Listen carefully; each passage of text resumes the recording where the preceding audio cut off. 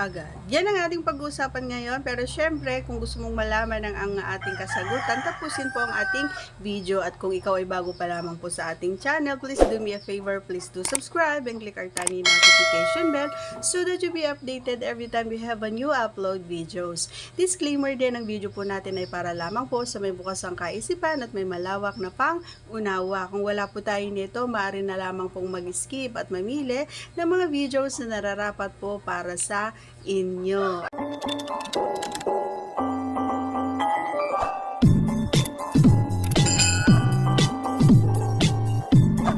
Alright, so ano nga ba yung sinasabi ko, mga idol? Yung pag tinutok mo na, go agad. Hindi dapat ganun, no, mga idol. Yan, kasi marami sa inyo, almost all of you are doing this. Pero ako ngayon mismo sa sarili ko, sinasabi ko sa inyo na wag yung ugaliin yung ganong eksena. Alam mo kung bakit? Kasi nga minsan kapag ganun lagi-lagi ang ginagawa mo, parang hindi nakaka-excite, kumbaga para on our part. Sa aking part, hindi talaga nakaka-excite kasi nga parang feeling ko nagmamadali ka. Ano ba, may gagawin ka ba? O ano ba, yun lang ang gusto mo? Yung pumasok ka doon and then matapos ka na, okay na. How about me? Paano naman ako? Paano naman yung feelings ko? Paano naman yung mararamdaman ko? Am I okay if ikaw ay natapos? Diba? Yung mga ganun ba na mga katanungan on my part. Kasi nga, hindi lahat naman ng mga kababaihan ay gusto ng ganoon, yung nagmamadali ka agad.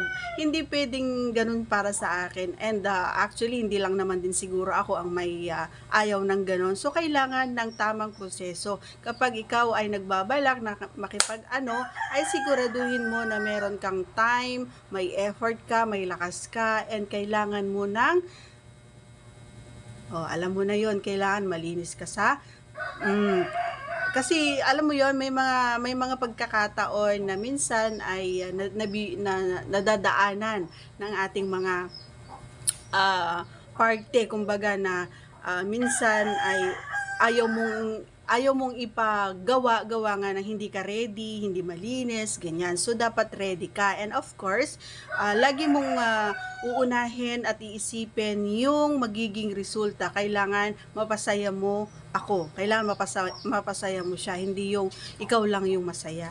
Okay? So, wag kang nagmamadali.